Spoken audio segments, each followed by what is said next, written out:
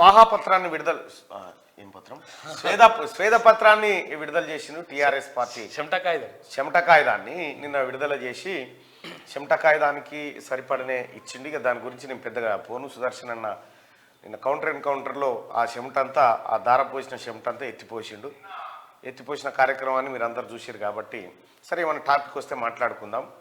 సంపద సృష్టించడం, 50 లక్షల కోట్ల సంపద వచ్చేసింది తెలంగాణకి అని చెప్పి కొన్ని నమస్తే తెలంగాణ దాకా పోయేదాకా చూడరు. ఎందుకంటే చాలా సీరియస్ మ్యాటర్స్ ఉన్నాయి అందులో. మనం మాట్లాడుకోవాల్సిన చాలా సీరియస్ డిస్కషన్ చేసుకోవాలి. చాలా అంటే చాలా ఉన్నాయి. ఎందుకంటే అడ్డంగా దొరికిరు వాళ్ళంతలో వాళ్ళే దొరికి మొత్తం బండారం బయట పెట్టుకుండు. నిన్న మొన్నటి దాకానేమో ఏమో ఎత్తు చేసిరేమో అనుకో, కానీ ఇప్పుడు ఏం చేయలేదన్న సంగతి బయటపడ్డది. సో తద్వారా తెలంగాణ రాష్ట్రంలో కేసీఆర్ కుటుంబం ఎంతటి ఆర్థిక విధ్వంసానికి పాల్పడ్డది, ఎంత దోపిడీకి పాల్పడ్డది అనేది నిన్న స్వేదపత్రం నుంచి స్వాహాపత్రం నుంచి బయటకు వచ్చేసింది.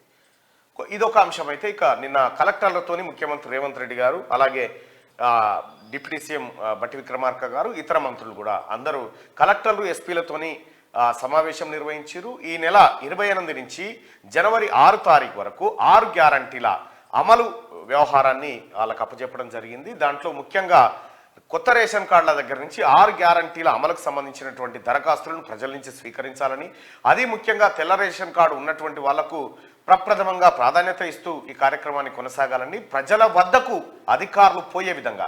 మొన్నటిదాకా ఎట్లుండే కేసీఆర్ పరిపాలనలో ప్రజల దగ్గరికి అధికారులు వచ్చేదే లేదు. ఇక వాళ్ళ పని వాళ్ళు చేసుకోవాలి, ఈడ జనం చావాలి అట్లుంటుండే.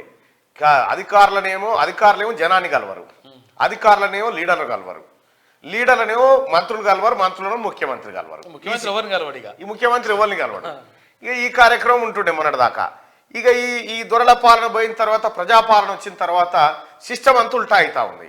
ఈ సిస్టమ్ అంతా ఉల్టా అయ్యే కార్యక్రమంలో భాగంగానే నిన్న జరిగినటువంటి కలెక్టర్ల సదస్సు, అలాగే ఎస్పీ, ఐఏఎస్, ఐపీఎస్ల సదస్సు ఏదైతే జరిగిందో అది ప్రజల వద్దకు పరిపాలన తీసుకుపోవడానికి చేసినటువంటి కాన్ఫరెన్స్గా మనం చూడొచ్చు.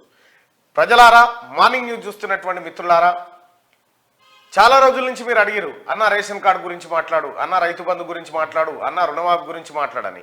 ఈ నెల 28 నుంచి దరఖాస్తు పెట్టుకోరు. ఈ నెల 28 నుంచి జనవరి 6 తారీఖు వరకు మీ గ్రామాల్లో కార్యక్రమాలు అధికారులు నిర్వహిస్తూ ఉన్నారు. ఆ గ్రామ సభల్లో మీ బాధలేంటో అధికారుల దృష్టికి తీసుకుపోండి, వాటిని అప్లికేషన్ల రూపంలో వాళ్ళకి ఇవ్వండి. ఇక చాలా మంది చెప్తారు కాంగ్రెస్ ఇజ్జత ఏవని మాటినకుర్రి. కాంగ్రెస్ పార్టీ, ఆ తల్లి సోనియా గాంధీ ఒక మాట ఇస్తే ఆ మాట కట్టుబడి ఉంటుంది. కొంగరకలాన్ మీటింగ్లో తల్లి సోనియా గాంధీ ప్రకటించిపోయింది కదా ఏమేమి ఇస్తామని.